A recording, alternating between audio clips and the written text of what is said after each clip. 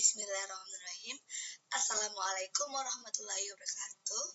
Halo teman-teman semuanya. Perkenalkan, nama saya Anufri Idris dengan NIM E1S1240001. Pada video sebelumnya, kita telah membahas mengenai sistem operasi. Dan pada video kali ini kita akan membahas mengenai virtual machine. Sebelumnya mohon maaf karena suara saya yang kurang jelas atau sedikit mengganggu dikarenakan kondisi saya kurang fit. Dalam beberapa tahun terakhir, perkembangan teknologi semakin pesat, khususnya dalam dunia virtualisasi.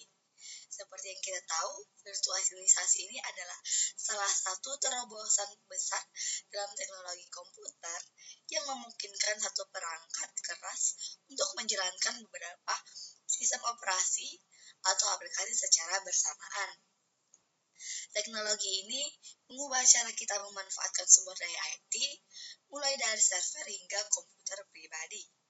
Salah satu inovasi terbesar yang muncul dari virtualisasi ini adalah virtual machine atau disingkat menjadi VM. Nah, dalam dunia IT modern, VM ini menjadi sangat relevan karena kemampuannya untuk membuat sistem lebih fleksibel, efisien, dan hemat biaya. VM juga memungkinkan perusahaan untuk menjalankan banyak tugas sekaligus tanpa perlu membeli perangkat keras tambahan. Misalnya, dalam sebuah server fisik, kita bisa menjalankan sistem operasi Windows dan Linux secara bersamaan dengan menggunakan VM. Nah, pada video kali ini kita akan membahas mengenai memahami dasar-dasar tentang apa itu virtual machine dan bagaimana cara kerjanya. Yuk langsung saja kita masuk ke pengertiannya.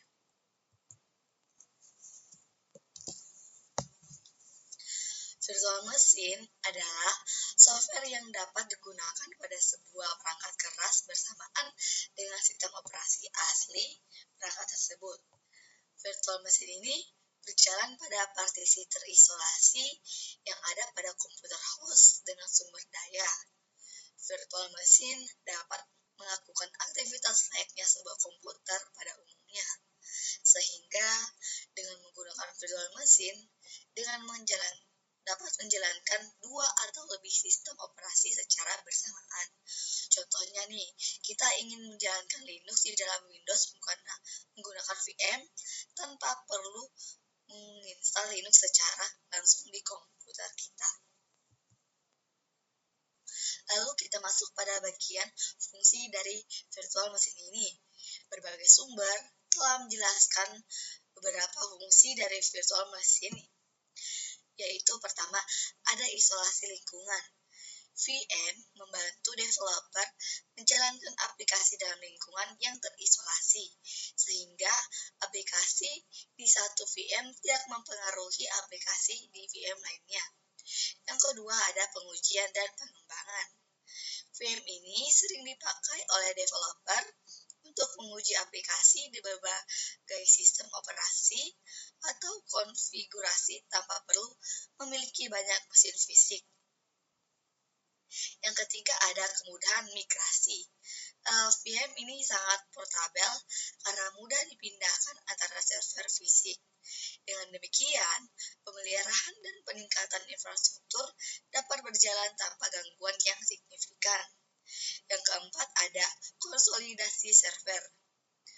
VM ini memungkinkan perusahaan untuk mengurangi jumlah server fisik yang dimiliki, mengkonsolidasikan workload ke server yang lebih sedikit namun lebih kuat.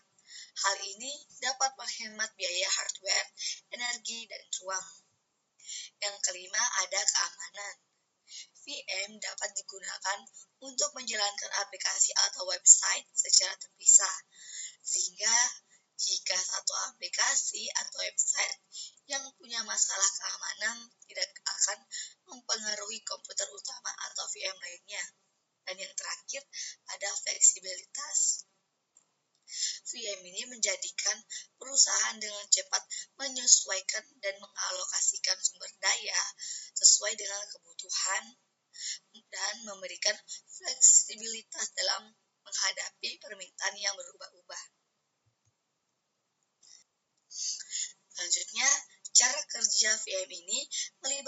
simulasi perangkat keras oleh perangkat lunak, sehingga memungkinkan satu operasi komputer fisik menjalankan beberapa operasi secara bersamaan, mulai dari komputer fisik, hypervisor, perangkat keras virtual, Ghost OS, penggunaan aplikasi dan isolasi. VM ini bekerja dengan memanfaatkan komputer fisik sebagai host, yaitu perangkat utama yang memiliki sistem operasi asli seperti Windows atau Linux. Komputer host ini menyediakan perangkat keras nyata seperti CPU, RAM, dan penyimpanan. Agar VM ini bisa berjalan, digunakanlah software khusus bernama hypervisor ini yang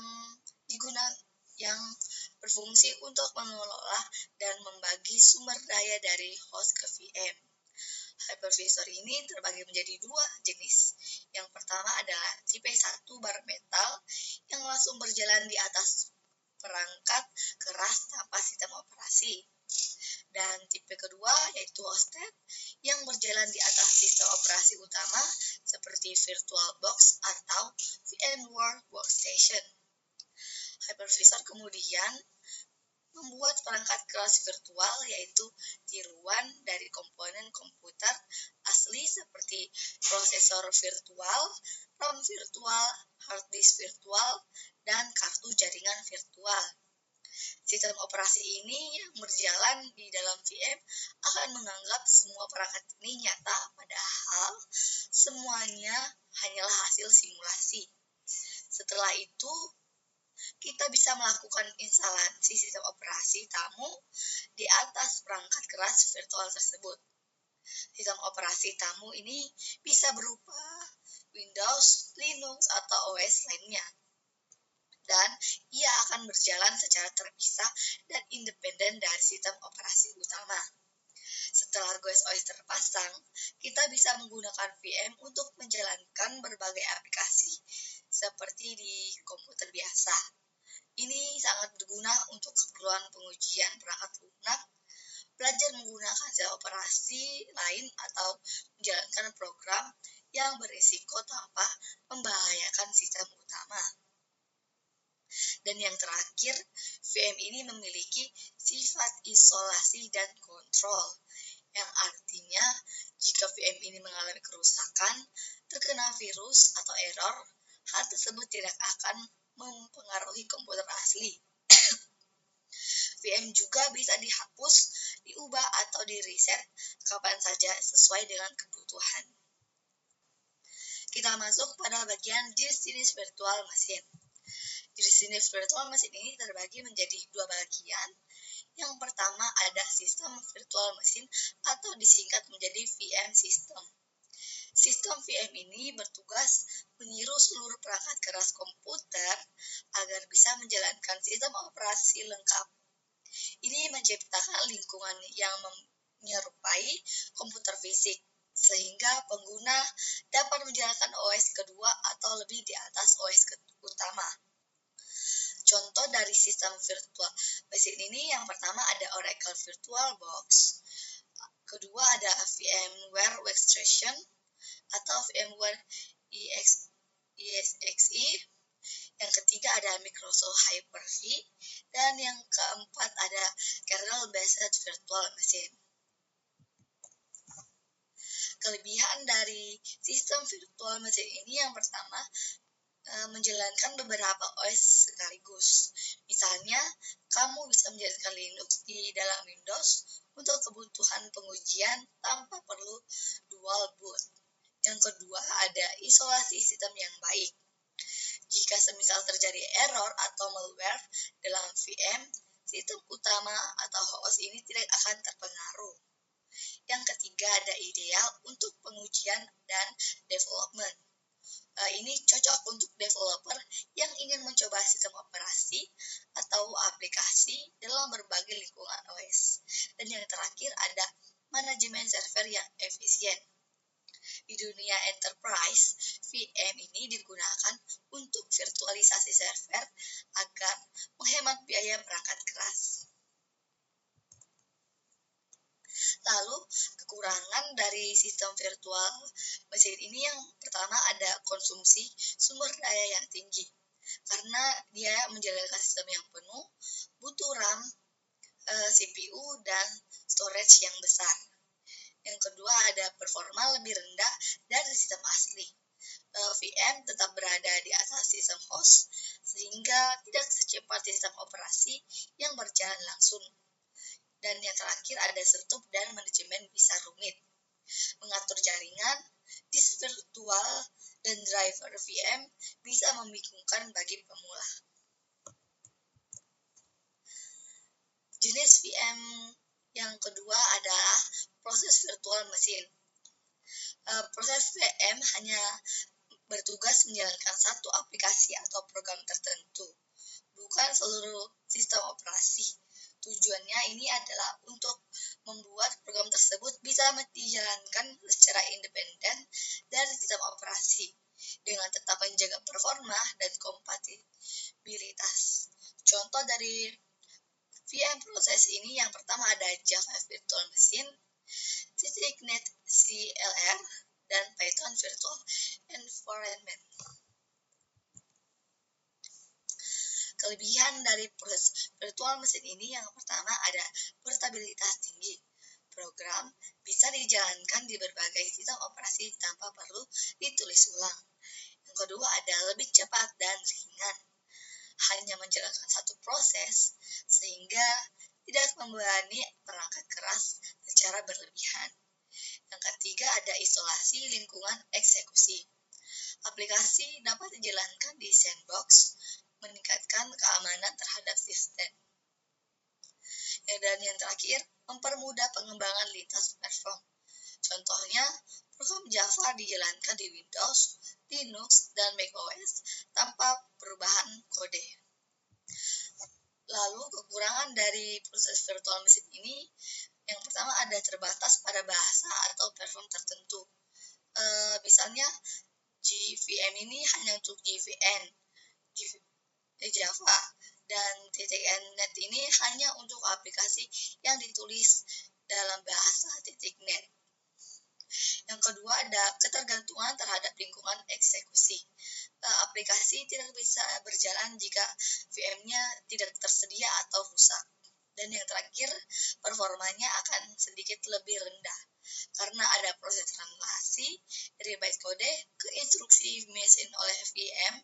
Performa bisa menjadi lebih lambat dari program natif.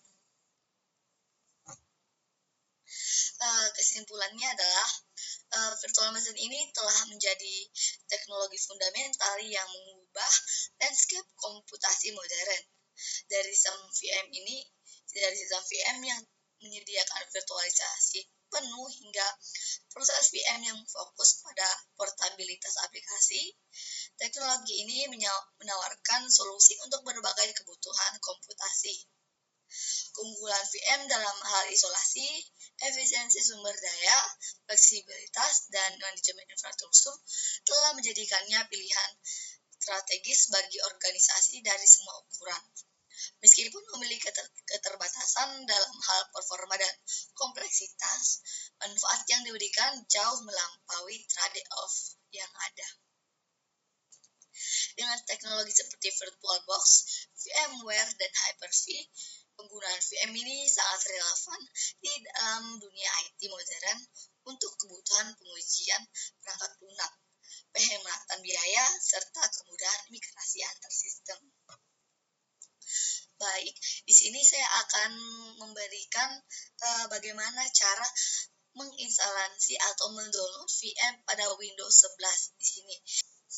Yang pertama, kita bisa masuk ke dalam Chrome dengan mengetikkan download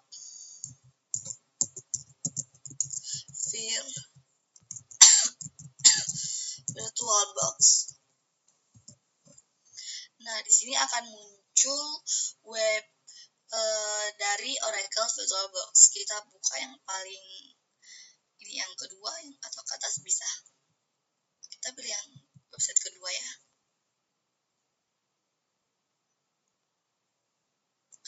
Setelah masuk ke dalam webnya, kita mengklik yang download ini. Lalu, nah di sini VirtualBox versi 7.1.10 ini tersedia di berbagai platform seperti Windows OS, Mac OS, Linux, dan Solaris. Di sini saya akan memilih mendownload di Windows OS. Jadi teman-teman bisa bebas pilih yang platform mana yang kalian ingin digunakan. Lalu di bagian ini, sini ada proses pendownloadan dari VirtualBox ini. Ini akan agak sedikit lama karena jaringan saya nggak ada. Jadi kita tunggu sama-sama ya.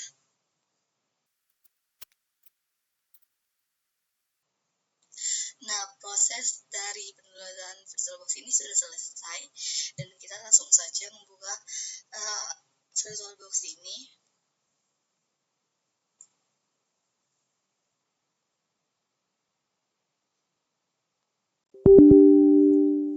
Ini kita tekan yes.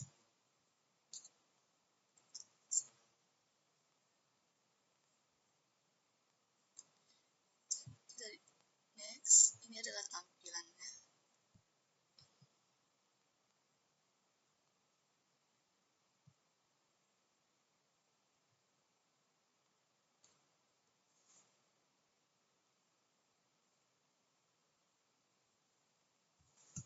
Nah, di sini sudah VirtualBox-nya sudah selesai di download. Kita kasih finish.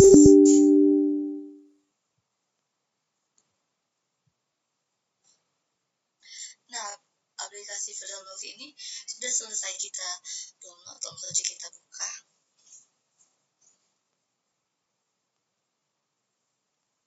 Ini agak lambat ya. Nah, ini adalah tampilan dari aplikasi VirtualBox. Di sini kita bisa langsung memakainya sesuai dengan kebutuhan kita masing-masing. Saya kira itu yang dapat saya sampaikan. Mohon maaf apabila ada kesalahan atau kekurangan. Sekian dari saya. Wassalamualaikum warahmatullahi wabarakatuh.